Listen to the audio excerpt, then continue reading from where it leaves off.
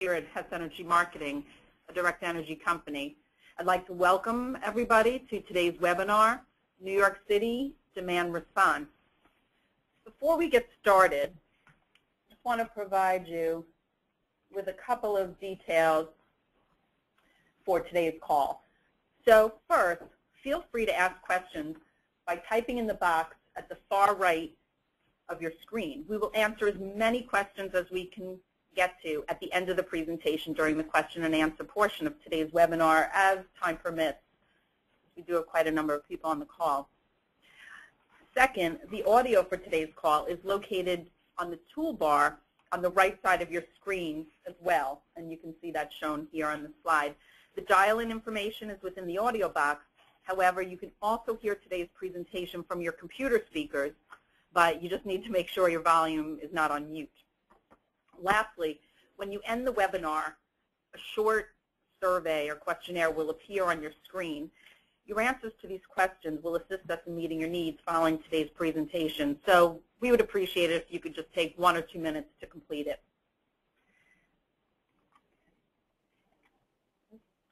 Our presenter for today's meeting is Kevin Sheridan, and he's Hess Energy Marketing's Demand Management Product Origination Manager.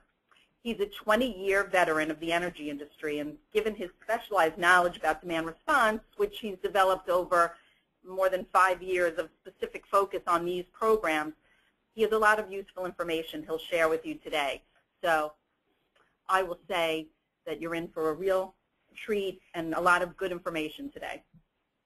As a reminder, you're free to submit questions as the presentation goes along, or at the end during the question and answer period. Kevin will answer all of your questions during the Q&A portion of the call as time permits. And if we can't get to a question, you can always reach out to Kevin or your Hess Energy Marketing representative after the webinar if you have remaining questions. And at the end of the webinar, we'll be providing Kevin's contact information. Okay, so now Kevin Sheridan is going to take it away. Yeah, good afternoon, everyone. Thanks for being on the call and the webinar today. Appreciate the opportunity. So I thought we'd start with why we're all here today. So a couple of things. Here at Hess Energy Marketing, we've got an overall goal, or a couple of goals that we want to try to achieve. And I think the overarching goal is we were looking to create long-term, mutually beneficial partnerships that go beyond just the traditional commodity procurement relationship. It's our goal to advance these partnerships by establishing or improving upon the energy and/or sustainability plans of our customers, utilizing both proven technologies to both reduce energy as well as manage cost. And also, and very apropos for today, we want to maximize the external benefits that may be available, such as demand response revenue, as well as any incentives and rebates that may be out there. I'm going to need you to put that over the screen so I can advance it here. Hang on, having a little technical difficulty. Please stand by. There we go. Okay. Yeah, so I'm trying to do everything with the keyboard and I didn't have the mouse, but now I do, so we're good. So what is demand response? The demand response program gives an organization the opportunity to earn money, essentially, in exchange for making themselves, their facility, available to temporarily reduce power or reduce electricity use. Essentially, demand response involves shedding load from the grid, either through on-site generation or most often through load curtailment or load reduction measures. This prevents, or is one of the ways to prevent blackouts and brownouts during or approaching grid emergencies. Demand response assets essentially are viewed and compensated on a similar playing field as power plants for both capacity as well as energy payments. So when you think about it, curtailing 5 megawatts from the grid when called upon to do so, essentially from a grid stability perspective, creates or is considered the same as firing a 5 megawatt generator into the grid.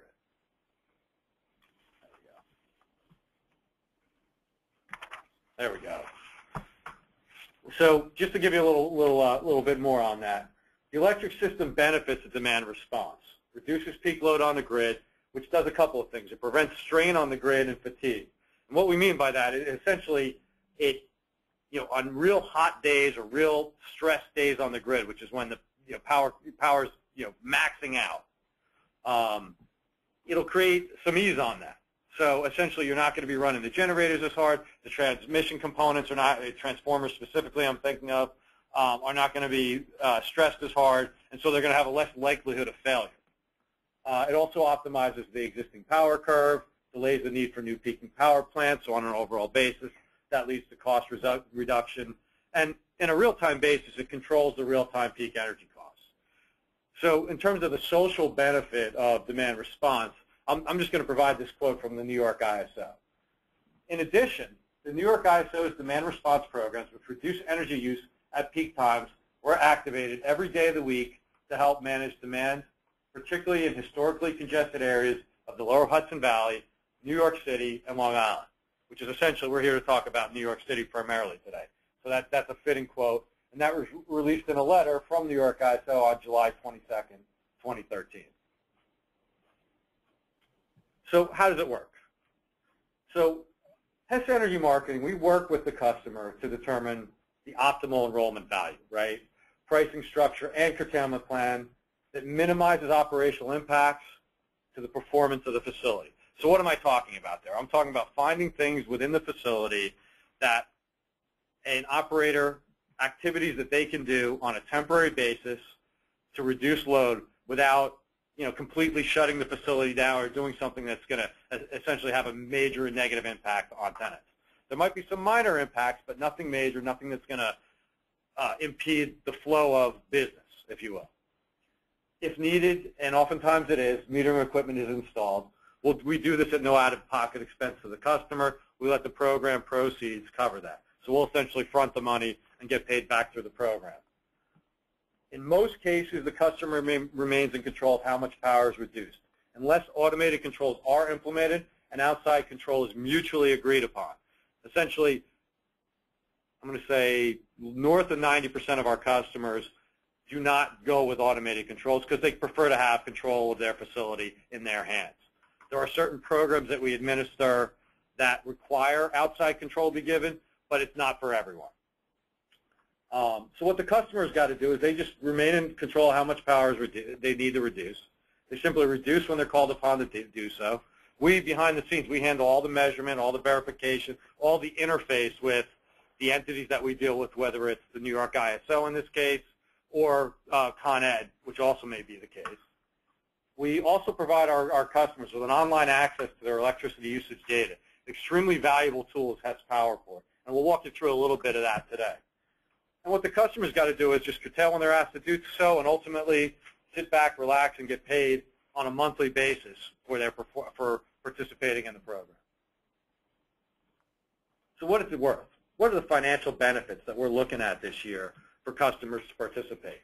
And this is different than other years in terms of the overall value that we're seeing in the market. The table below indicates what it's worth, assuming we had a customer doing 1,000 kilowatts in the different programs. So there's the New York ISO SCR program. We're going to talk through these programs. I've actually invited one of my colleagues, Brendan Wall, here today. He works on our demand response operations team, and he's going to walk you through the programs in a minute. But I did want to kind of lead with the values. So you're looking at, if a customer's in that program year-round, they're looking at $114,400 for 1,000 kilowatts in the program. And that's scalable. So if you can do 100 kilowatts, it'll be 10% of that. If you can do 10,000 kilowatts, it would be 10 times that amount. You've also got two Con Ed programs, the Distribution Load Relief Program, as well as the Commercial System Relief Program. And both combined add another $120,000. So the total value to a customer is well upwards of $200,000. I've got $234,400. And in addition, I have a little asterisk there. Con Ed also identifies certain networks that are a little more under stress. And so in those networks, they provide additional incentive to customers to participate in their emergency, their distribution load relief program. And so customers in those particular Tier 2 networks can receive an additional $60,000, assuming they're in the right location. So that would be almost $300,000 for participating. So that's a significant amount of money, or $300 a kilowatt if we want to break it down on a unitized cost. So pretty significant. So what about Hess Energy and demand response? Why would I want to work with Hess? Well, one of the things is we're the leading demand response provider in both New York ISO, PJM, and ISO New England. And while we're expanding into other areas, into ERCOT and some others, we have a very strong position in the Northeast. We mold our programs for our clients. So we provide we can provide all the programs that are out there, whether it's synchronous reserve, the emergency capacity-based demand response, voluntary energy-based programs for both local utility like Con Edison or the independent system operator like New York ISO. And we look at these programs in order to optimize the revenue for the customer. We also provide optionality for the customer in terms of how do they price, particularly in the New York ISO, where they offer strip, spot, and monthly auctions. In New York City, typically we enroll our clients in the New York ISO Special Case Resource Program, as well as the Con Edison Distribution Load Relief Program. We also offer the opportunity to participate in Con Ed's Peak Load Shaving Program, which is the Commercial System Relief Program. All of our customers, regardless of program that they're in, will receive access to a Hess Energy Marketing's POWERPORT. That's a proprietary software that tracks, again, real-time energy usage, payment information, day-ahead pricing, weather versus energy. And I'll show you some graphics on that too, just to give you an idea what that looks like. And once again, just to reinforce, we pay our customers on a monthly basis consistently. Consistent monthly payments, which is I think unique in the demand response arena. So talking through what those visuals look like. So we've got data, what we call our data view. And what that is, it just simply shows the customer a graphic of their energy across or throughout the day. And they can look at that. I think we've got it listed here. I'm looking at it on a 5-minute basis, but they can consolidate that to 15 minutes or an hourly. And I think we even can post it daily if we choose to. The other thing we've got, and this is a kind of a neat way to view the energy, is the calendar view. And what's valuable about the calendar view is it'll show you or show a customer if there's anomalies in their operations. Excuse me. And just to give you an example, I've got the month of December up here in this view on the calendar view, and you can see as you look at the weekends, the load drops, which is kind of normal for most operations, unless they're a manufacturing facility that runs all the time. And you see during the day, during the week, it ramps up and down and looks like kind of like a bunch of little waves. And you go through that, and you go through that week after week after week, and then you get to the end of the month, all of a sudden on the 31st, what happened to the demand? It spiked. So if I was a customer, I'd look at that and say, well, that's kind of not a normal event. What caused that? You know, that's caused my demand to jump, which ultimately leads to higher prices for electricity, higher prices for my utility bill, that kind of thing. I might want to look into that and maybe do something to see what caused it, and is there a way to make it less severe so I can reduce my cost overall. So that's a kind of a neat view to have and pretty valuable, or can be pretty valuable. The other thing we do is we allow customers to view their energy versus their local weather. And what that can do is help a customer understand how sensitive they are to weather and possibly do things to mitigate that as well. And the last visual I'm going to show you, but certainly not an unimportant visual. In fact, I would think that most customers, to most customers, it's extremely important. And I know I mentioned the social value of doing this program to prevent blackouts, and I know that's why we all do it. But the other reason we do it is that, you know, there typically comes a nice chunk of change. So we also post our payments online. And one of the things I should mention too is this stuff isn't locked into our online system. With the touch of a button, you can download all of this information from Hess POWERPORT into a spreadsheet, so that if you were doing some other sort of studies or you needed to get something into a report for your management, you could pull out your payment history, put it in a report, and say, here's what we got over the last 6, 8, 12 months, whatever it is that you wanted to do. So that's all available to our customers, essentially on demand. All they've got to do is log onto the system and go to the right screen and download what they need. So it's a really valuable system, and it goes just beyond simple participation in demand response. There are multiple ways, and I mentioned a few, to extract additional value from the convenience of this, from the convenience of Hess POWERPORT. So I think what I'm going to do now, I'm going to introduce Brendan Wall, who's, like I said a little bit earlier, he's in our operations group on the demand response team, and he's going to walk you through some of the program details. Brendan? Good afternoon, everyone. So we're going to start, like Kevin mentioned, with some of the program details. We have 4 programs that we're going to touch upon here today. We're going to start out with the New York program details, and these are basically the 2 programs that are sponsored by New York ISO, which is the regional grid operator. So the first program is the Special Case Resources Program.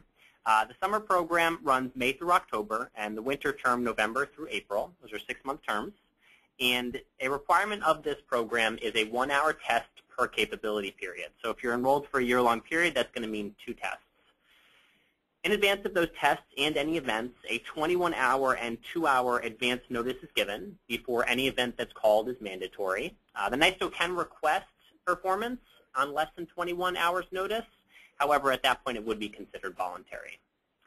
After a mandatory event, the best 4 consecutive hours are calculated for event compliance.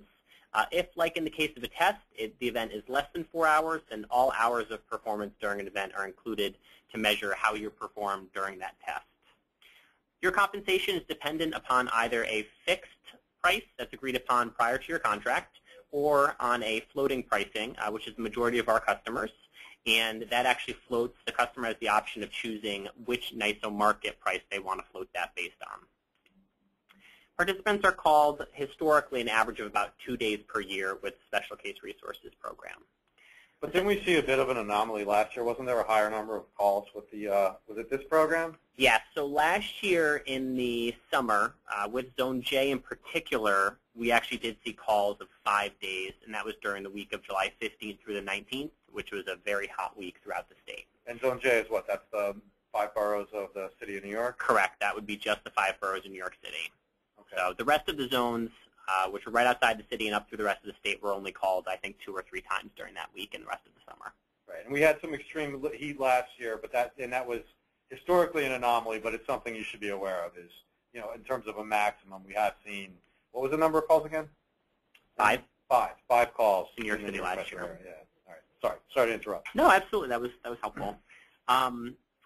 The second program that we have that the New York ISO sponsors is the Emergency Demand Response Program. And this is just the voluntary-based program in New York. So this program actually doesn't award any capacity payments.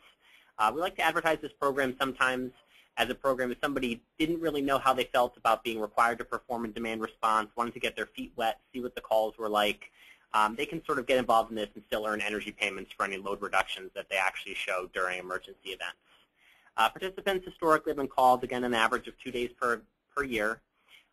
Again, mentioned energy payments only, and the same sort of notice, 21 hours and 2 hours advance is given before these events, just as in the Special Case Resources Program. All right, moving on to the Con Ed programs. These are offered and sponsored by Con Edison, so the programs are completely managed by Con Ed. New York ISO does not have any jurisdiction over them. So the Distribution Load Relief Program is a summer-only May through October program. We like to describe this as our emergency-based demand response program that Con Ed offers. Con Ed requires a 1-hour test with this program for enrollment. 2-hour notice is given prior to an event, so there is no 21-hour or almost day-ahead notice there. If a NYSO event is occurring at the same time as a Con Edison event, the NYSO event takes precedence in terms of energy payments awarded. So energy payments cannot be awarded for both the New York ISO and the Con Ed events if they're occurring at the same time. They occur at separate times and they are awarded separately.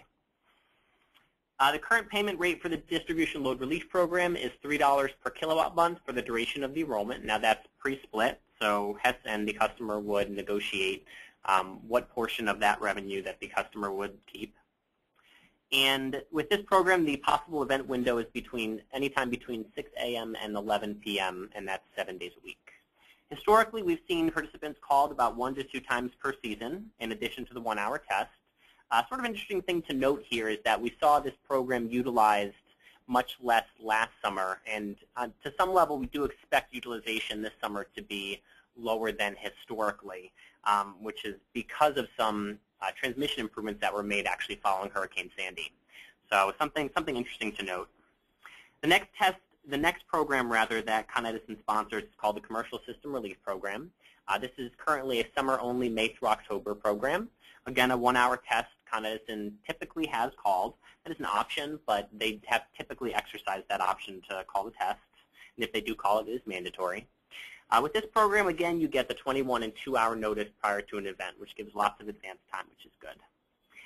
Penalty for non-performance this last summer and summers preceding that was 2 times the reservation payment for each kilowatt reduction in the month not achieved, and a derating following that, performance derating following that non-performance.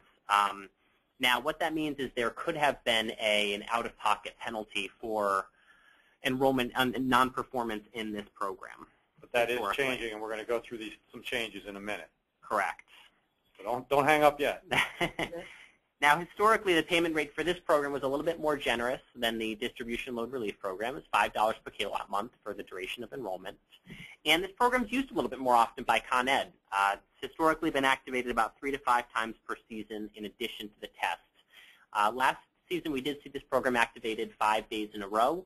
And the reason for that is that this we like to refer to as our peak load shaving program. So Con Edison doesn't have a lot of discretion for when they can call this event. Whenever the forecasted day-ahead peak load is expected to reach 96% of the forecasted system-wide peak load for the year, they have to activate this program. So there's an automatic trigger there. So whenever you have a really hot day and you're seeing load build, this program's going to get called more often. All right, Kevin was mentioning the important market developments. So Con Ed has proposed several important program changes that would be effective for this summer. They were just proposed towards the end of December, early January, and they're still being vetted through the New York State PSC. But we do expect these program proposed changes to go through. First off, changes to the Con Ed distribution load relief program. So the capability period is actually being shortened from May through September. That means 1 month less of compliance during the summer. Big increase in payments from $3 per kilowatt month to $10 per kW month. That's an increase of over 333%. And for energy reductions, previously awarded at a rate of 50 cents per kilowatt hour and proposed to increase to $1 per kilowatt hour, which is a 100% improvement. They have proposed to reduce the length of performance by 1 hour, which would be always helpful. And the possible event window has been extended just a tad until midnight from 11 p.m. Now, with the Con Ed Commercial System Relief Program, the capability period again being proposed to be decreased by 1 month. Here we see a 400% increase in proposed capacity payments from $5 per kilowatt month to $20 per kilowatt month. And then again, we see the doubling of energy reduction payments to $1 per kilowatt hour from 50 cents per kilowatt hour. Here's the big kicker, too. The penalty's been reduced to only 1 times the payment, which means no more out-of-pocket risk to the customer here. So there's no longer that fear of underperformance and being out of pocket for any penalties that you may be at risk from. So that's a big incentive for joining this program going forward. The other thing that helps is that they've reduced the performance hours from 5 to 4. And in New York ISO, we do have some developments. These aren't really proposed program changes, but a new capacity zone has been created in the lower Hudson Valley, which we think is going to result in higher capacity payments for the zones G, H, and I, which is a lot of Westchester County in that area. So just a quick summary of program comparison and call history. I know we've kind of mentioned these in the previous slides. We wanted to just bring it all together. So for our emergency programs, which include the Special Case Resources Program, the Emergency Demand Response Program, and the Distribution Load Relief Program, we can generally classify that call frequency is rare, especially in the winter with the NYSO programs. Typically, even in the summer, we're only seeing a few calls per year. Historical average, again, 1 to 2 times per year. DLRP provides that 2-hour notice. But other programs, you're getting that full day ahead notice to prepare for curtailment at your site. Now, with the utility-wide peak shaving program, which is the Con Edison-sponsored commercial system relief program, call frequency should be expected to be a little bit more often. Again, the historical average, 3 to 5 times per year. Again, we had 5 days in a row last year. This is in the 5 boroughs, but a day ahead notice is provided for curtailment. Yeah. So just to walk through kind of what some of the customer decision-making considerations are in terms of which programs do I participate in. In general, our customers may participate in all of these programs, but they don't necessarily participate at the same level with the same load. So I'll just talk through an example of a customer I talked to just a couple of weeks ago. They've been a long-standing customer. They do perform in some cases, or in the majority of load that they perform with is backup generation. But the way their facility's set up, it's not such an easy thing for them to switch over to generators, let's say in the middle of the day. So they don't participate with the generation load in the Con Ed distribution load relief program because it only provides a 2-hour notice. Their preference is, if they're going to go to generators, to do it in the morning and essentially as essentially their tenants come in and the load increases, they just bring it on the generators naturally as the day goes on, which is an easier process for them to follow than waiting till the middle of the day where everything's on and then trying to slowly switch it over to generators. But they do have other things that they do with respect to things within the facility, including lighting, doing some things with their HVAC equipment to reduce the overall load. And they participate with a different amount of load for that, and they do participate in the Con Ed distribution load relief program with that load. So it's just, it depends on the customer, what their essentially operating characteristics are, and that helps determine which program is best for them or which load or curtailment measures they take, which programs will work best. But we certainly are used to seeing customers in multiple programs and essentially doing different things in at least one or two of those programs. And Kevin brings up a good point, too. I mean, we certainly work with customers to evaluate their enrollment in each program. And your enrollment values can certainly differ by program based on your comfort level with the different specifics of the programs and how they're run. So those are all discussions that can be had, sort of once the conversation gets rolling. Yeah. So to continue on that, actually, to sort of build into that, once you're signed up, we provide a training session on HEM PowerPort, and we also provide more details on program mechanics, a little bit more in detail even than we went in this presentation. Usually that's given by me right around the time period of April, right before the summer capability period starts. And then if we have a lot of new customers in the winter capability period, we'll also do one before that period starts in October. We also will continue regular discussions, updates on performance and pricing. Before each capability period, we evaluate your ability to enroll, and we base our recommendation for your enrollment partly upon what we think proposed prices are going to be, capacity prices look like. You also have 24 access to demand response experts, and that's somebody actually either myself or one of my coworkers on the demand response operations desk. And then additionally, the big incentive here, the regular monthly capacity payments for your participation in demand response. And then in addition to all of that, we also have energy payments following event performance. So it's a little kicker on top of the monthly capacity payments. Right. So when there are called events, there's an additional opportunity to earn revenue.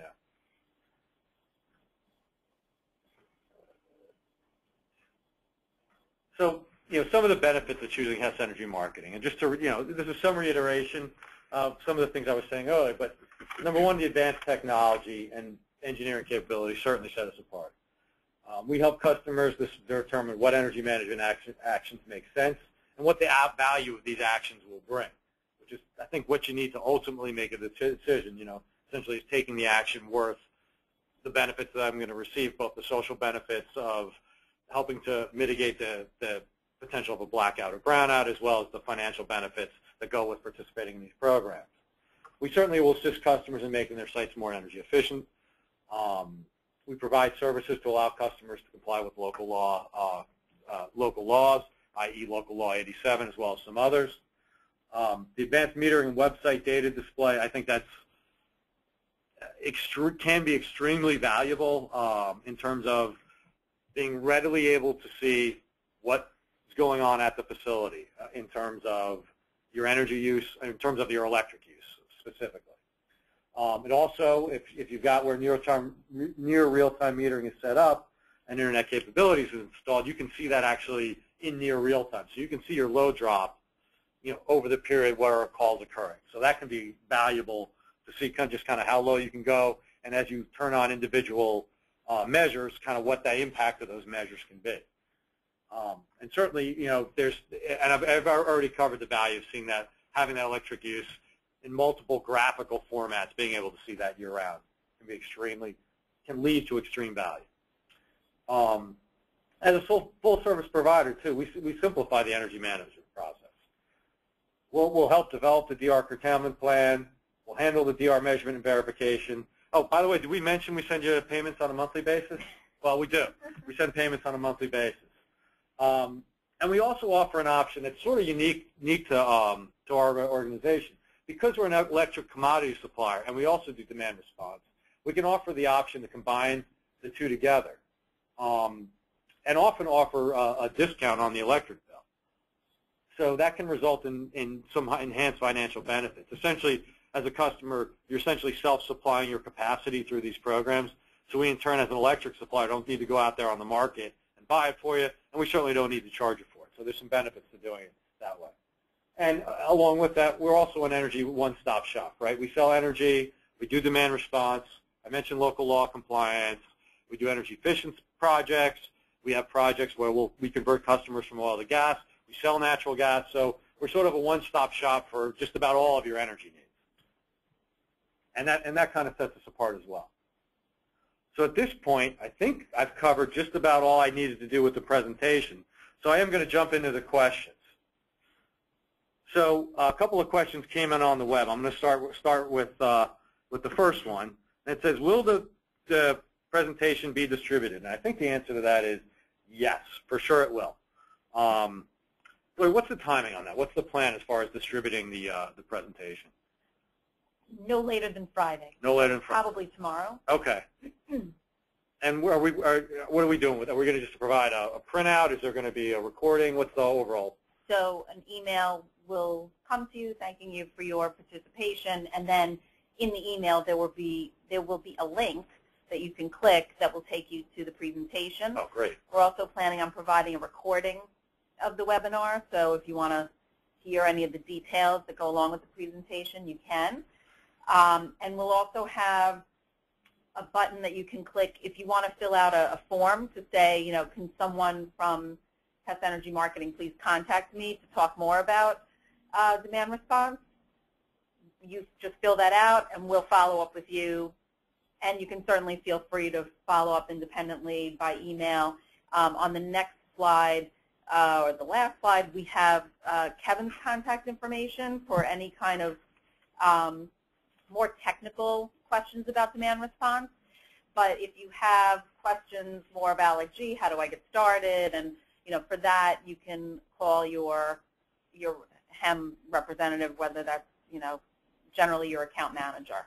Yeah, and if you're not sure or you don't have an account manager and you're on this call, you can certainly, I mean, that's really the best place to start. But if you're not sure, you go ahead and please give me a call and I'll get you routed to the right place. I have no problem doing that.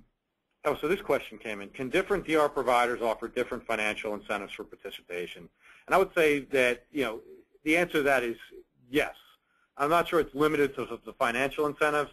I mean, I spent a lot of time stressing Hess POWERPORT and the fact that we pay monthly and the fact that we can bundle, and that is somewhat unique to what we offer. So financially, that can make a difference, but I also think there's some additional things that go along with that in terms of creating value for the customer beyond just the financial incentives. So I would say that, you know, while the value that you get from the programs, you know, the value that Con Ed pays, it's not different for Hess Energy Marketing than it would be from some other demand response provider, or the value you get from New York ISO isn't necessarily going to be different, assuming we're settling at the spot market or settling at the same market price. But the value that you can derive from that supplier as a customer or from that demand response provider, I think, is very different. And I think that, you know, Hess provides a very competitive and probably the best value in the market in terms of encompassing everything that we can offer. Another question coming in. Who is an ideal customer for demand response? And that's a great question. And I'll answer it a couple of different ways. I'm not sure that we have, you know, a customer that performs is ideal. But essentially, it's a customer that's, I mean, that's being a little bit funny, but actually it's actually real important. Is a customer who's engaged and is trying to do their best for performance is the best. In terms of types of customers or industries that we do business with, it's really across the spectrum. We do business with manufacturers, we do business with hospitals, we do business with retail, commercial facilities, commercial office buildings, in some cases residential facilities, mostly with common areas and not so much in the apartments. but it just depends on the facility and their willingness to take action.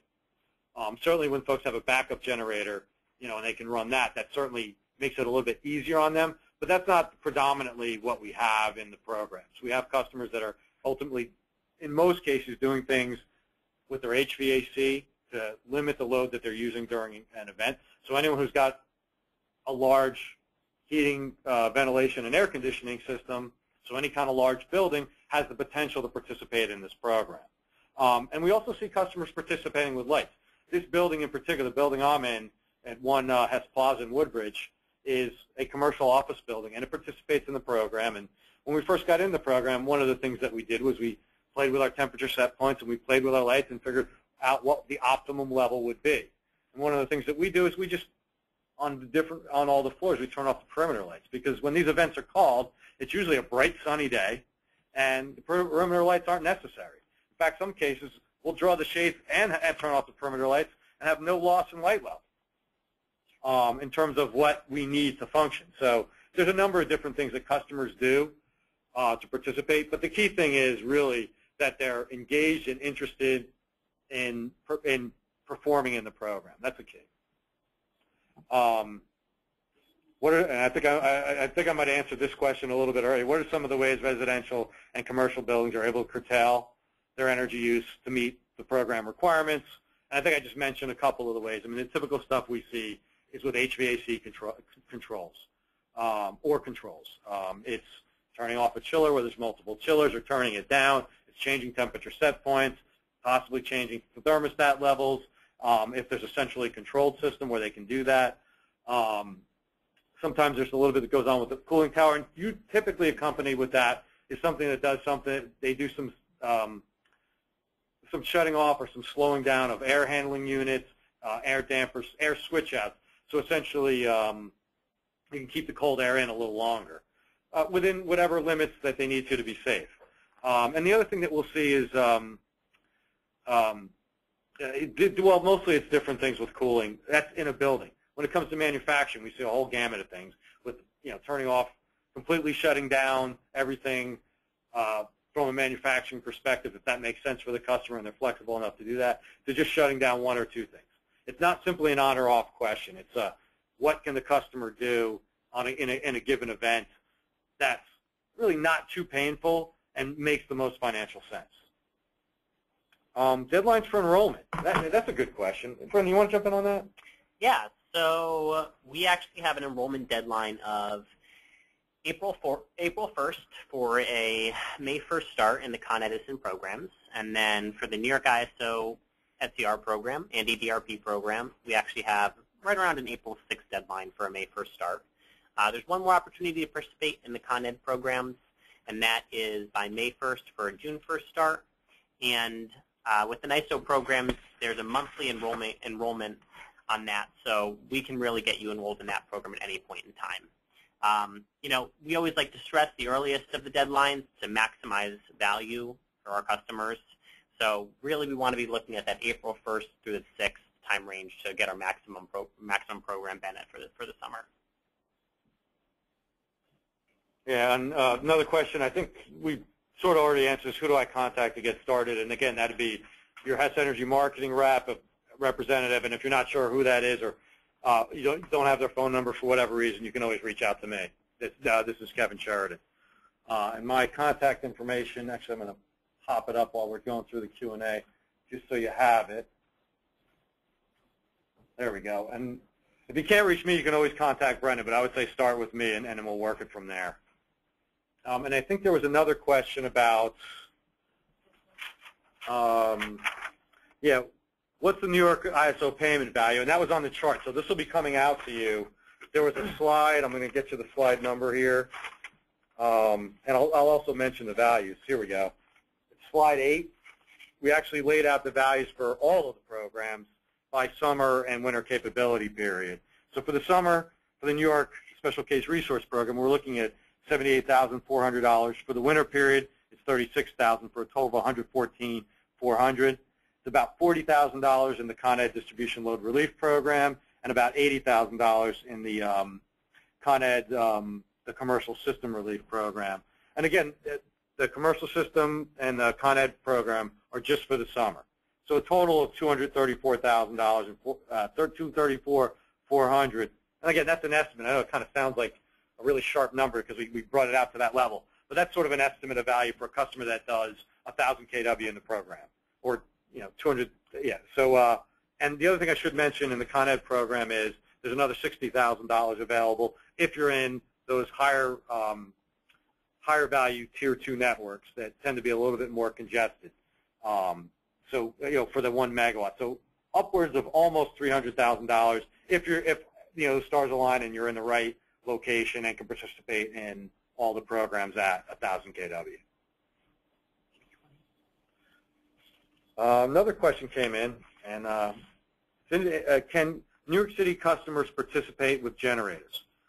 In general, I'm going to say the answer is yes. We have customers participating with generation, but it's important that they have the proper permitting, and they may be limited in some programs by location, depending on the type of fuel, and again, the age of the generation and the permitting. There's certainly some limits in each of the Con Ed programs that pertain to that. But the key thing is you want to make sure that you've got everything, facility registration and proper permitting with the different environmental organizations, in the city and throughout the nation. That's kind of fair, right? Yeah. Anything you want to add to that, or is that? It's something that we can vet with specific questions about location and generator information. Yeah. So if you're not sure, what I would say is, get in touch with us, and we can take a look at it and try to help provide you with a specific answer on that specific location. Someone asked if you participate in demand response after you make a big energy efficiency upgrade. Yeah. So I mean that's a good question. So what we've seen with customers in the past that do different energy efficiency measures is depending on that measure. Like just for example, I'll keep it simple for this example. Let's say you're doing stuff where you're shutting down perimeter lights, because I already talked through that a little bit. Well, if you put in lower wattage light bulbs and they use ultimately less energy, then yeah, the amount that you're going to gain from taking that action is going to be less. That's not a bad thing. It just means there's going to be a lower value for you for that action in the demand response program, but certainly you'll get the value of that lower energy use all year round. So that's a win for the customer anyway. And certainly those are the kind of things we want to promote with customers with our demand management team. So that's the kind of example that's, hey, maybe it costs me a little bit on demand response, but it's certainly going to save you a heck of a lot more in terms of your operation of the facility and your cost for operating that facility. So those are the kind of things we recommend. But that doesn't mean you can't take other actions as well.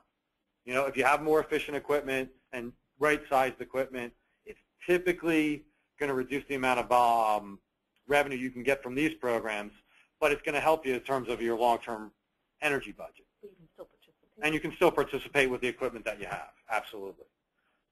Let's see. I'm just reading through the next question. Does it make sense to install a generator to curtail? I would say standing on its own. I'm not sure that my reasoning for installing a generator would just be to participate in the demand response program, but I would say there's probably a lot of good reasons for having a redundant system in terms of if things kind of go wrong. We experienced a lot of that, particularly in the New York metro area during the Superstorm Sandy, and I know of facilities that were running for months on backup generation because they were hit hard. The electric grid was hit hard, particularly in Lower Manhattan and some other parts of the city, and that just ended up being the way things were. I know some folks that are in the boroughs that had similar situations where they lost power and were able to go to backup generation. While they may not have been impacted as much as Lower Manhattan, there was a loss of power, and there's a period of time they had to be on generators. So I think that the decision to install a generator is over and above what benefits you can get from a demand response program. I think of the reason to install a generator as, what to do in a real emergency. And certainly, in terms of the cost of generation, these programs can certainly help you with sort of the payback economics, if you will, or just, kind of ease the pain of the installation cost, if you will, on what the hurdle rate is to install a generator. So these programs certainly can help, but I don't think that I would stand out and say that's the reason to install a generation. Oh.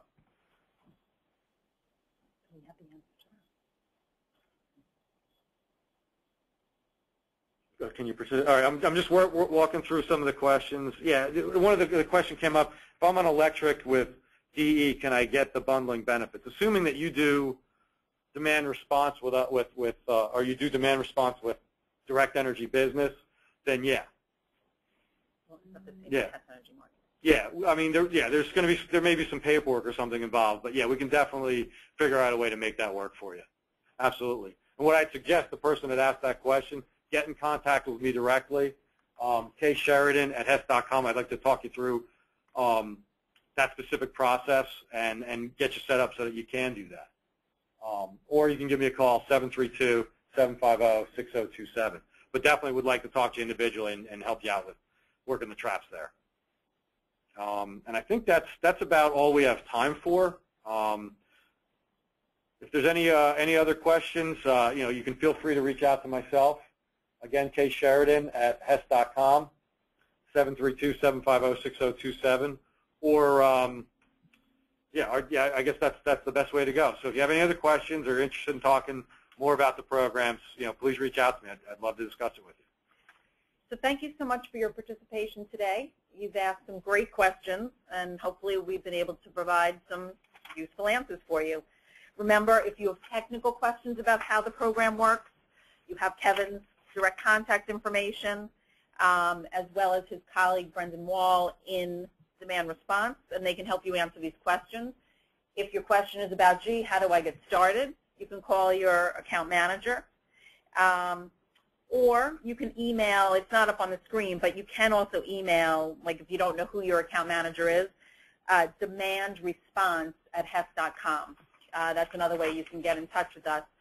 And just as a quick reminder, we're going to have a short survey appear on your screen after you exit the webinar. It really should just take you like 1 or 2 minutes max to complete, and we'd really appreciate it if you could do that. Thanks so much. Enjoy the rest of your day. Thanks a lot. Take care.